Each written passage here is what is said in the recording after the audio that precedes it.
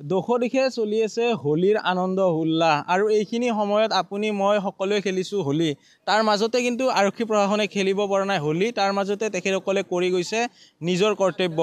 আজি ৰাতিপুৱাৰ ভাগত নাকা চেকিং কৰিছিল আৰু নাকা চেকিং কৰা সময়ত দুখনকৈ চুৰিৰ ৰয়েল বাহন জব্দ কৰিছে আৰু এই মুহূৰ্তত সঠিক দেখুৱাইছে এই দুখন হৈছে ৰয়েল মেটিঅৰ বাহন এখন পল্টন বজাৰ থানাৰ অধীনত আৰু এখন দিছপুৰ থানাৰ অধীনৰ পৰা চুৰি হৈছিলে গড়চুক আৰক্ষীয়ে নাকা চেকিঙৰ সময়ত ৰাতিপুৱাতে এই বাহন দুখন জব্দ কৰিছিলে আৰু পূৰ্বে আমি বাতৰি কৰিছিলোঁ যে যেতিয়া এই বাহনখিনি সঠিক দেখুৱাব এই মুহূৰ্তত দেখুৱাই দিবলৈ অনুৰোধ কৰিছোঁ আৰক্ষী বিষয়াজনক যে ইয়াতে চুই দিলে তেখেতসকলে অট'মেটিক কৰি লৈছিলে লগে লগে মিটাৰ বক্স জ্বলি গ'ল আৰু এনেকৈ চুৰি কৰি তেখেতসকলে অট'মেটিক কৰি লৈছিলে দুয়োখন বাহনৰে লগ ভাঙি চুৰি কৰিছিলে এখন বাহন পল্টন বজাৰ থানাৰ অধীনৰ পৰা আৰু আনখন দিছপুৰ থানাৰ অধীনৰ বাহনৰ পৰা চুৰি কৰিছিলে এই ৰয়েল এনফিল্ডৰ যি ধৰণৰ বাহন আছে আৰু সঠিক দেখুৱাইছে এই যি লগ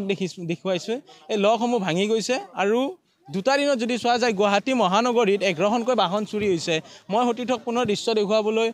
অনুৰোধ কৰিছোঁ যে এই যি হান্টাৰ দুখন বাহন এই হান্টাৰ বাহনৰ এই দৃশ্য দেখুৱাব যে মিটাৰ বক্সটো কিদৰে জ্বলি যায় আৰক্ষী বিষয়াজনে পুনৰ দেখুৱাইছে ইয়াতে চুই দিব চুই দিয়াৰ লগে লগে এই যিটো মিটাৰ বক্স দেখুৱাব এইবাৰ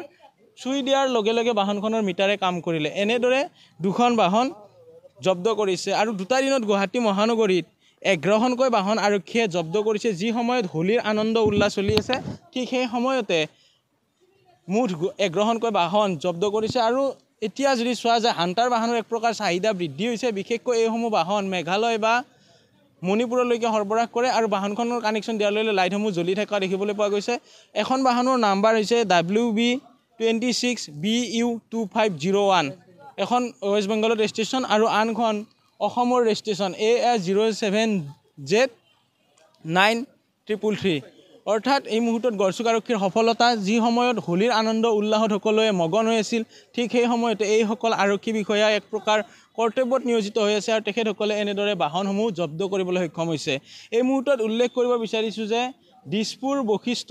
গড়চুক থানাই এই দুটা দিনতে 11খনকৈ চুৰি বাহন উদ্ধাৰ কৰিবলৈ সক্ষম হৈছে আৰু হান্টাৰ বাহনৰ চুৰি কাৰ্য এতিয়া হঠাৎ বৃদ্ধি হৈছে আৰু এই চুৰসকলক ৰুধিবৰ বাবে এনেধৰণে নাকা চেকিং লগাইছিলে নাকা চেকিং লগোৱা সময়ত দুখন বাহন জব্দ কৰিবলৈ সক্ষম হৈছে কিন্তু এতিয়ালৈকে কোনো চুৰক গ্ৰেপ্তাৰ কৰিবলৈ সক্ষম হোৱা নাই এই যি দুখন বাহন নাকা চেকিঙৰ সময়ত যেতিয়া চেকিং পাতিছিলে দূৰৰ পৰা পুলিচক দেখি বাহন দুখন এটা পেট্ৰল পাম্প আছিলে